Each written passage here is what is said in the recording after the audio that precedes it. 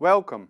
This lecture will explain the processes leading to seismicity within the Groningen gas fields. Earthquakes occur frequently on the Earth. Earthquake magnitudes vary enormously in size, from very small earthquakes that are not even felt by humans, till sometimes very large earthquakes that cause a lot of damage and destruction. So how does an earthquake actually happen? It is the consequence of gradual buildup of stress within the Earth's crust. And when the buildup of stress has become larger than the strength of the rock, a sudden movement of two adjacent blocks occur. They slip past one another. And the surface where they slip is called the fault plane, and the location below the Earth's surface where the earthquake starts is called the hypocenter, and the location directly above it on the surface of the Earth is called the epicenter. The majority of the earthquakes on Earth are natural earthquakes that are generated by high stress buildup due to tectonic processes.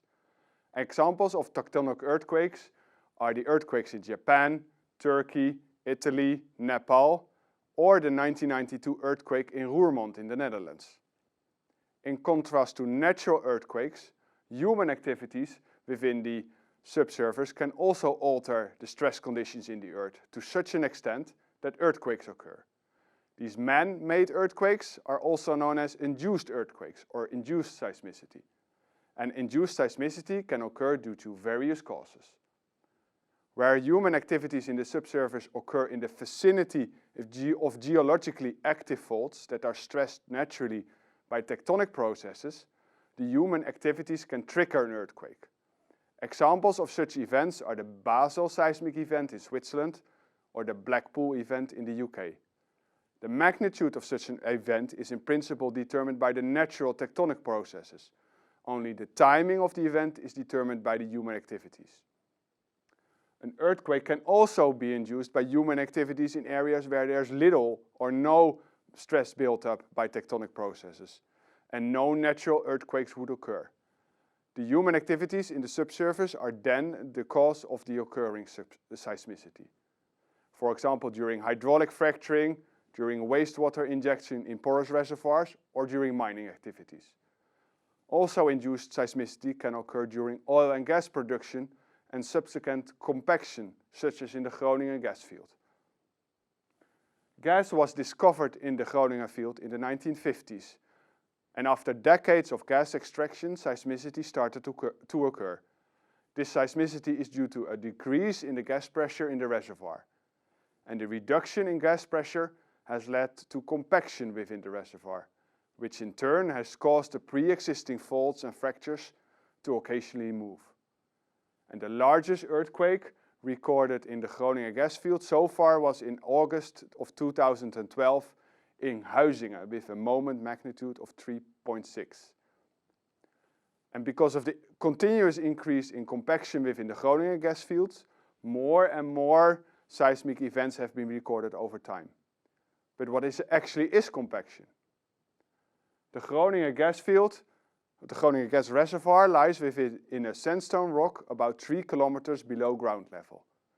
And the sandstone has a porosity of about 20%, which means that in between the sand grains, around 20% of the volume is empty space.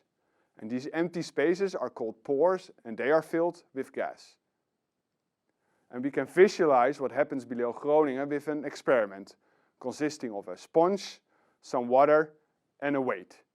And the sponge then represents the sandstone, the water represents the gas, and the weight is the 3 kilometers of rock above the reservoir.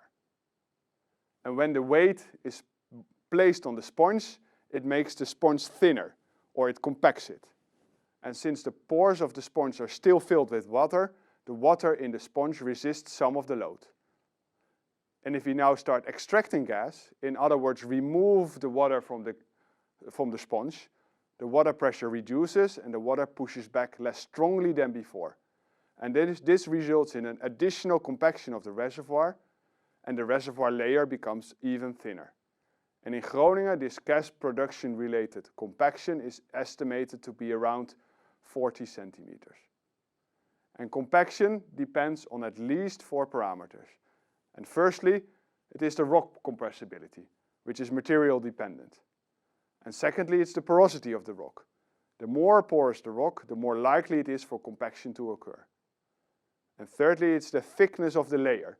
The thicker the layer, the more reduction in reservoir thickness can occur. And at last, the gas pressure reduction in the reservoir.